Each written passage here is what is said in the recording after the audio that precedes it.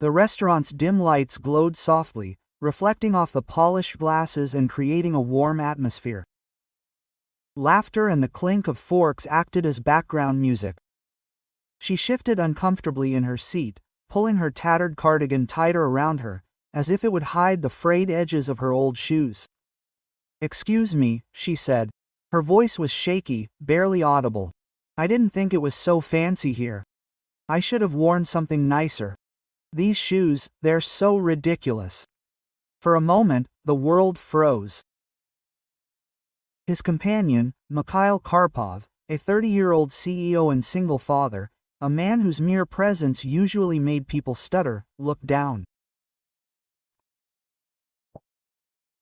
His impeccably tailored suit, silver tie pin, and gleaming cufflinks screamed power and wealth, but his eyes fell on her shoes, worn through to holes and trembling leather. The waiter pouring the wine froze, sensing the tension.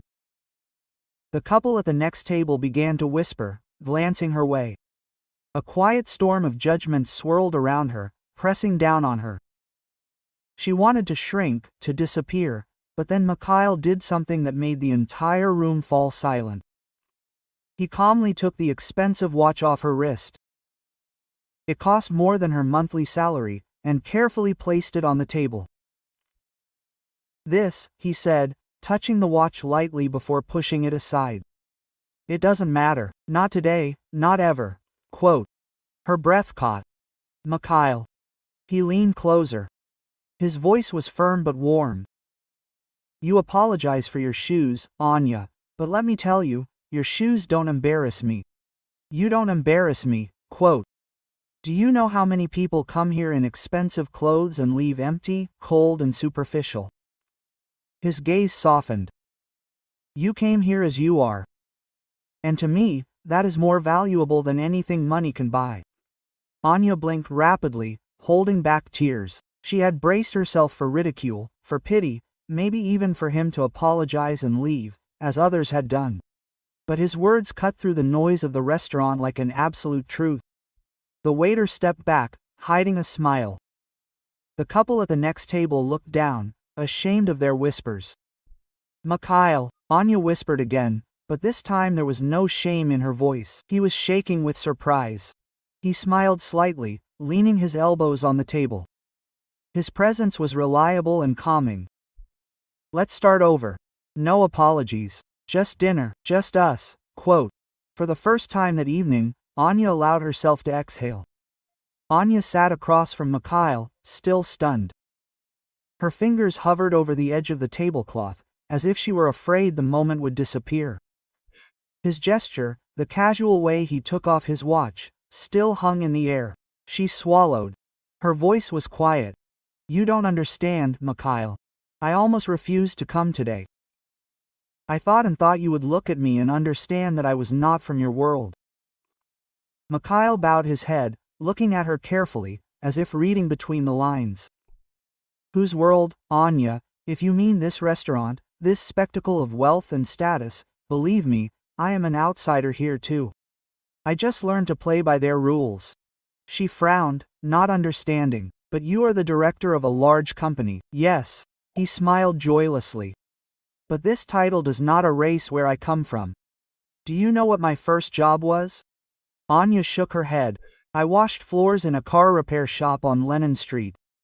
I was 15, my dad had left the family, and my mom was working 2 jobs to put food on the table. My shoes weren't just old. They had holes in them so bad I'd cover them with cardboard to get through the winter." His eyes darkened, but his voice remained steady. "So don't apologize to me for your shoes, Anya. They tell me you've been through a storm and you're still standing." His words hit her harder than any compliment ever could.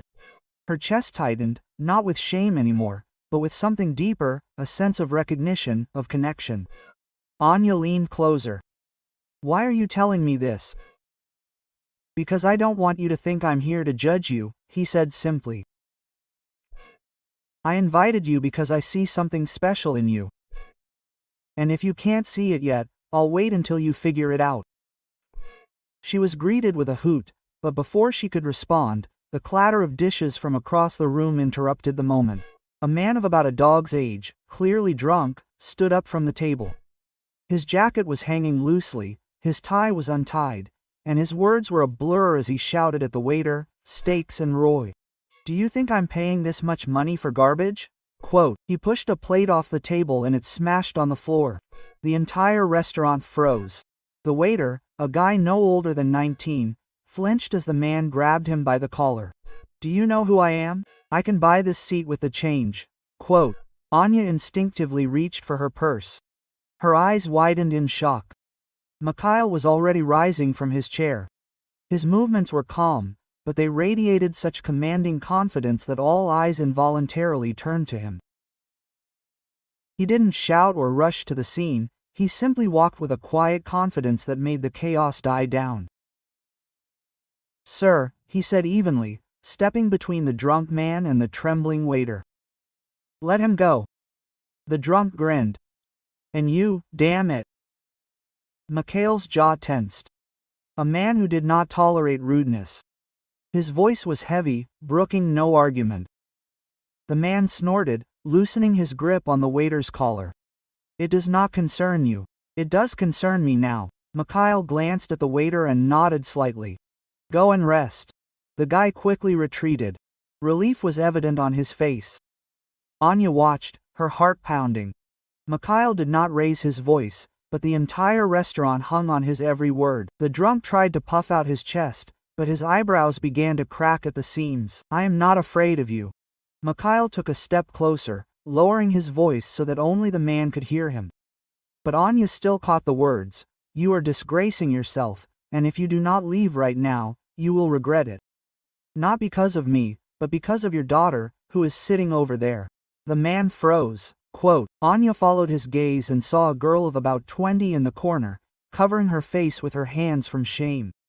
The man's face turned white, his shoulders slumped, and all his enthusiasm evaporated. Without saying a word, he stepped back, muttered something inaudible and silently left the restaurant. The girl sat motionless for a moment, then slowly raised her head. Her eyes, full of tears, met Mikhail's. "Thank you," she whispered. Mikhail only nodded and returned to his seat as if nothing had happened. The noise in the restaurant gradually resumed, but became quieter, and all eyes furtively returned to him. Anya watched, her chest tightening with emotions she could not describe. "You don't even know her. Why did you interfere?" Mikhail exhaled, adjusting the cuff of his shirt. "Because kindness is not limited to acquaintances. This girl will remember tonight for the rest of her life. Not because her father shamed her, but because someone stood up for her when she couldn't." Anya's throat tightened. She blinked, holding back tears. Her voice trembled. "You always make me feel like I don't need to apologize for being who I am." Mikhail's eyes met hers, hard and unyielding. "You never had to do this, Anya, and you never will." His words sank into her, like warmth after years of cold. The rest of the dinner passed easily. Mikhail asked about her dreams, her childhood, the little things no one had ever noticed before. Anya found herself laughing, really laughing for the first time in months. And when the check arrived, Mikhail didn't just toss the card on the tray, he put his watch on top. Anya's eyes widened. "Mikhail, what are you doing?" "I'm leaving them," he said simply. "The waiter needs them more than I do." She covered her mouth with her hand, shocked. "That watch, Mikhail, it's crazy. You can't just..." He leaned back in his chair. His face was calm, almost peaceful. "Watches, cars, suits, they're just things. I'd give them all for one evening like this.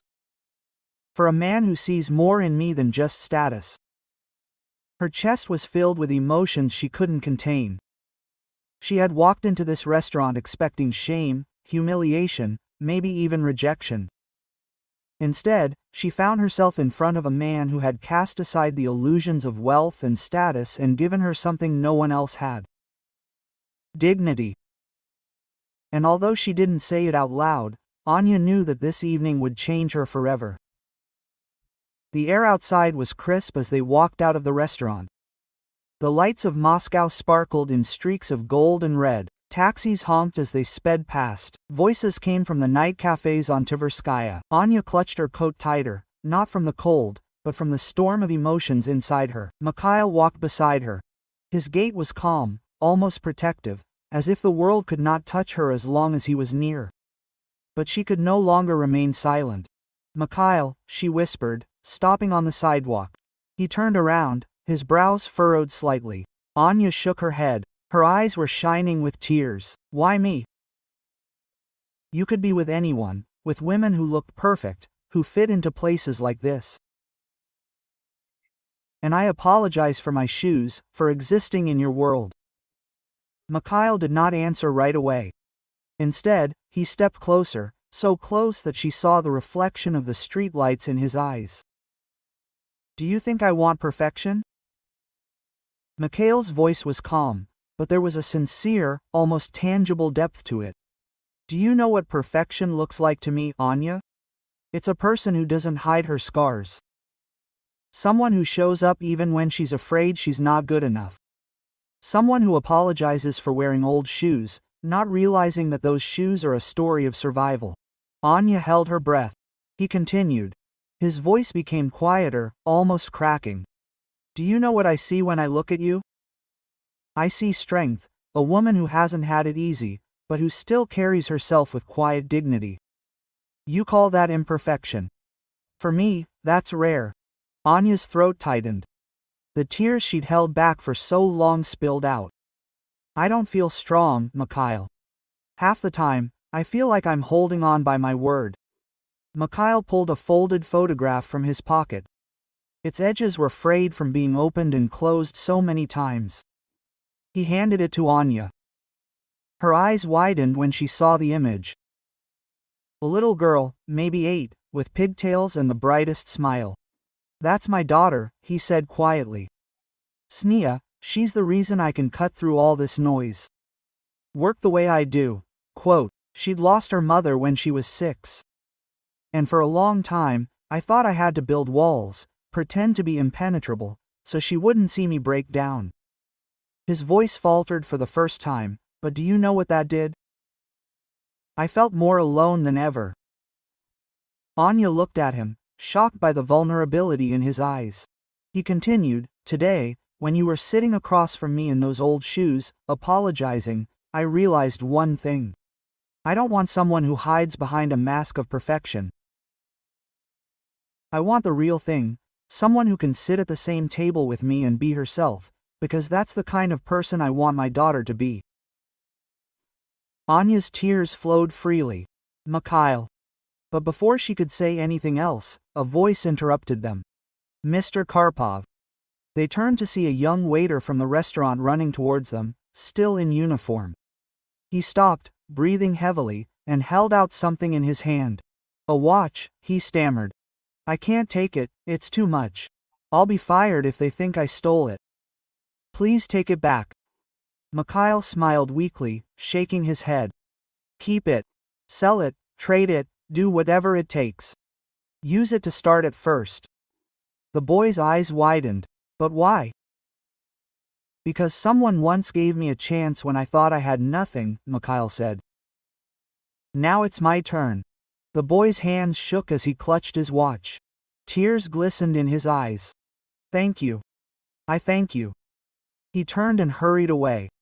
His shoulders straightened, as if hope had been sewn into them. Anya watched silently, her chest tightened. She had never seen such pure, genuine generosity. Mikhail turned to her. His gaze softened. "You see, Anya, this is the world I want to live in. Not a world of glitz, but a world of second chances." Her voice trembled. "And you think I fit into this world?" He took her hand. His touch was warm and confident. "I don't think, I know." They stood there for a long moment, as Moscow dissolved around them.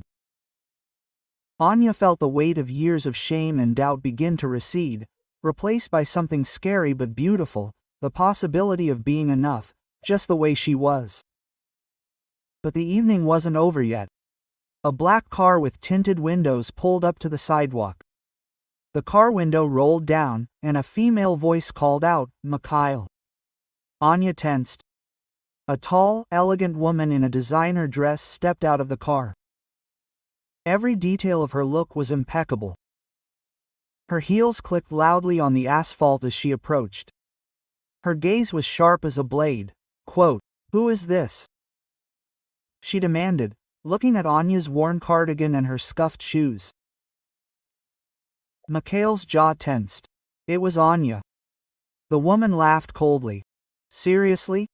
Mikhail, you're a CEO, sitting at the same table with billionaires and walking around like this?" Her gaze slid contemptuously over Anya. "She was not from your world."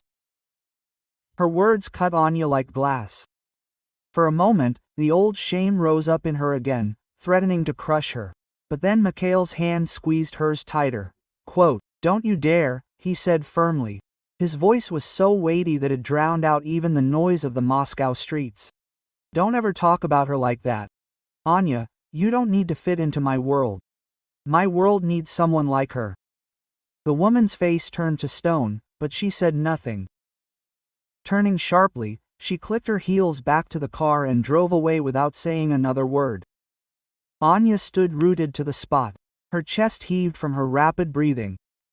She looked at Mikhail. Her eyes were a mixture of distrust and gratitude. "You protected me in front of her." Mikhail's gaze softened. "I will protect you in front of anyone, Anya, because you deserve it." Tears poured from her eyes again, but this time they were not born of shame. They were tears of relief, hope, and the quiet realization that perhaps she would no longer have to apologize for her existence. They walked in silence for a while. Their hands were still intertwined. Anya felt lighter, as if each step in her old shoes was taking her into a new life. When they reached the corner of Tverskaya and Bolshaya Nikitskaya, Mikhail stopped. Quote, "Anya," he said quietly, "you don't have to change to fit into my life, but if you let me, I'll prove to you every day that you already do." Her heart began to beat faster. For the first time in years, she believed it. And while Moscow pulsed around her, the story of two people, one who seemed to have everything and the other who thought she had nothing, began to write itself not in fancy restaurants, or in offices, or ballrooms, but in the quiet, uncompromising truth of kindness, courage, and love that refused to be measured in rubles. Anya looked at him, her eyes shining with tears, and whispered, "Then let's start here." Mikhail smiled that smile that made the noise of the city dissolve into silence, and together they walked forward. If this story touched your heart, please support me with a like and a subscription. It will only take a second, and for me your support is a huge incentive to continue creating. Thank you and see you soon.